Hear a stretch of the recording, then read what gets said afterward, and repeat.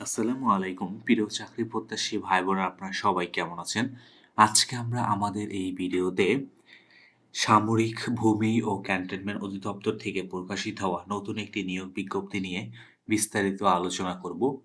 আপনি এই ভিডিওর মাধ্যমে জানতে পারবেন আপনি কিভাবে আবেদন করবেন, আবেদন করার জন্য আপনার কি শিক্ষাগত যোগ্যতা প্রয়োজন সমস্ত বিষয় A to Z আপনি এই ভিডিওর মাধ্যমে জানতে পারবেন। চলুন কথা না বাড়িয়ে আমরা তবে মূল ভিডিওতে প্রবেশ করি। মূল ভিডিওতে প্রবেশ করার আগে আপনাদের কাছে একটি অনুরোধ, আপনি যদি আমাদের চ্যানেলে নতুন হয়ে থাকেন তবে আমাদের চ্যানেলটি সাবস্ক্রাইব করতে ভুলবেন না। আমাদের চ্যানেল বাংলাদেশ থেকে প্রকাশিত হওয়া সকল ধরনের নিয়োগ বিজ্ঞপ্তিগুলো নিয়ে বিস্তারিত আলোচনা করে থাকে। চলুন আমরা এবার মূল ভিডিওতে ফিরে যাই। আপনারা এখানে দেখতে পাচ্ছেন যে গণপ্রজাতন্ত্রী বাংলাদেশ সরকার, সামরিক ভূমি ও ক্যান্টনমেন্ট অধিদপ্তর, প্রতিরক্ষা মন্ত্রণালয়, ঢাকা সেনানিবাস এর প্রশাসন শাখা থেকে এই নিয়োগ বিজ্ঞপ্তিটি প্রকাশিত করেছে। এখানে কিন্তু তারা মূলত প্রায় ৪টি ৫টি পদে কিন্তু তারা এখানে মূলত লোক নিয়ে থাকবেন এবং ১ম পদ হলো কিন্তু উচ্চমান সহকারী। উচ্চমান সহকারী এটি একটি গ্রেড ১৪ এর জব। এখানে কিন্তু পদসংখ্যা হলো ২ টি। বেতন স্কেল ২০১৫ অনুযায়ী কিন্তু ১০,২০০ থেকে ২৪,৬৮০ টাকা। এখানে আবেদন করার আপনার যোগ্যতা হলো কোনো স্বীকৃত বিশ্ববিদ্যালয় হতে স্নাতক অথবা স্নাতকোত্তর বা সমান ডিগ্রি আপনাকে কমপ্লিট করতে হবে। পাশাপাশি কম্পিউটার চালনায় দক্ষতা এবং কম্পিউটার মুদ্রাক্ষরে সর্বনিম্ন গতি প্রতি মিনিটে ইংরেজিতে কিন্তু ৩০টি ও বাংলাতে ২৫টি শব্দ টাইপ করার মতো কিন্তু আপনাদের যোগ্যতা সম্পন্ন হতে হবে এবং কিন্তু কম্পিউটার ওয়ার্ড প্রসেসিং সহ ইমেইল, ফ্যাক্স চালানোর কিন্তু আপনাকে চলমান দক্ষতা ইত্যাদিতে কিন্তু আপনাকে অবশ্যই দক্ষ হতে হবে। দ্বিতীয় পদ হলো সার্ড মুদ্রাক্ষরিক কাম কম্পিউটার অপারেটর। এখানে মূলত একটি পদ রয়েছে। এটিও একটি ১৪তম গ্রেডের একটি জব। কোনো শিক্ষিত বিশ্ববিদ্যালয় হতে কিন্তু আপনি অনার্স কমপ্লিট করলেই কিন্তু আপনি এখানে আবেদন করতে পারবেন। পাশাপাশি কম্পিউটার চালনায় দক্ষতা এবং আপনার কিন্তু অবশ্যই সার্ট লিপিতে বা সার্ট লিখনে সর্বনিম্ন ইংরেজিতে ৭০ ও বাংলাতে ৪৫টি শব্দ কিন্তু আপনাকে অবশ্যই লিখতে হবে।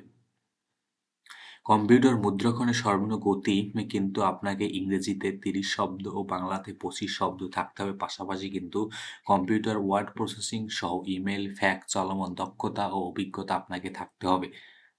৩য় পদ হলো সার্ভেয়ার ড্রাফটসম্যান। এখানে কিন্তু মূলত ৪টি পদ রয়েছে এবং এটি মূলত ১৪ গ্রেডের একটি জব। কোনো স্বীকৃত ইনস্টিটিউট হতে ডিপ্লোমা ইন সার্ভে সনদ উত্তীর্ণ হতে হবে। পাশাপাশি কম্পিউটার মুদ্রাক্ষণের সর্বনিম্ন গতি প্রতি মিনিটে ইংরেজিতে ৩০টি শব্দ ও বাংলাতে ২৫টি শব্দ টাইপ করার মতো কিন্তু আপনাকে যোগ্যতা থাকতে হবে এবং কম্পিউটার ওয়ার্ড প্রসেসিং সহ ইমেইল, ফ্যাক্স চলমানও কিন্তু আপনাকে অবশ্যই দক্ষতা হতে হবে। ওভারসিয়ার পদে কিন্তু ৩ জন লোক নিবেন। এটি ১৭ গ্রেডের একটি জব। কোনো স্বীকৃত বোর্ড হতে মাধ্যমিক স্কুল সার্টিফিকেট বা সমান পরীক্ষায় উত্তীর্ণ হলেই কিন্তু আপনি এখানে আবেদন করতে পারবেন। পাশাপাশি কিন্তু আপনাকে কোনো শিক্ষিত প্রতিষ্ঠান হতে ৬ বছর মেয়াদি সার্ভে বা আমিনশিপ কোর্সে কিন্তু আপনাকে উত্তীর্ণ হতে হবে।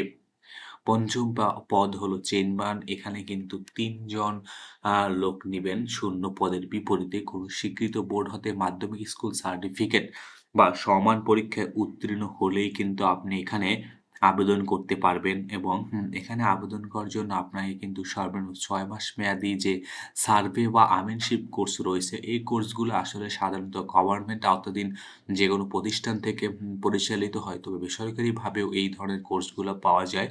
এই ধরনের কোর্সগুলা কিন্তু সাধারণত ৬ মাস মেয়াদী সার্ভে মেম্বারশিপ কোর্সের উত্তীর্ণ হওয়ায় আম উত্তীর্ণ কিন্তু আপনাকে হতে হবে। আপনারা যারা এখানে আবেদন করবেন তারা আসলে এই ধরনের প্রতিষ্ঠানের সাথে যুক্ত হয়ে তাদের সাথে যোগাযোগ করেই কিন্তু আপনি এই ধরনের সার্টিফিকেট কালেক্ট করতে পারেন। সাধারণত এ ধরনের পরীক্ষা দিলে আপনি যদি মোটামুটি একটু স্টাডি করেন তাহলেই কিন্তু এ ধরনের কোর্সে বা পরীক্ষায় উত্তীর্ণ হওয়া যায়।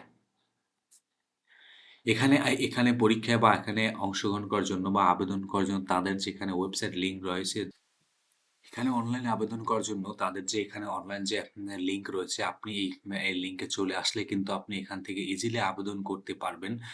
এবং এখানে আবেদন শুরু হবে গত কিন্তু ১লা মে থেকে কিন্তু অলরেডি আবেদন শুরু হয়েছে এবং আবেদন চলবে কিন্তু ২০ মে ২০২৬ পর্যন্ত। অতএব আবেদন কিন্তু খুব বেশি একটা সময় নেই। অতএব আপনারা যারা আবেদন করবেন তারা কিন্তু খুব তাড়াতাড়ি আবেদন করে ফেলবেন এবং উক্ত ইউজার আইডি বা অনলাইনে প্রবেশ ৭২ ঘন্টার মধ্যে কিন্তু আপনাকে ফি প্রদান করতে হবে এবং এখানে কিন্তু এক্সট্রা একটি বিষয় করতে হবে। সাধারণত আমরা যারা যে অনলাইন যে জবগুলোতে আবেদন করে থাকি সেখানে কিন্তু আমাদের সনদপত্র কিন্তু আপলোড করতে হয় না বা সার্টিফিকেট দিতে হয় না। তবে এখানে কিন্তু আপনাকে অবশ্যই সনদপত্র এবং বিভিন্ন সার্টিফিকেট কিন্তু আপনাকে এখানে আপলোড করে দিতে হবে। এখানে বয়সসীমা সাধারণত ১৮ থেকে ৩২ বছরের মধ্যে হতে হবে। তারা নির্ধারণ করছে ৩২ বছরের জন্য। তবে কিন্তু উচ্চমান সহকারী বা ষাটমূর্ধ্ব কম্পিউটার অপারেটর পদে বিভাগীয় প্রার্থীদের ক্ষেত্রে কিন্তু বয়সসীমা ৪০ বছর পর্যন্ত কিন্তু এখানে শিথিলযোগ্য রয়েছে।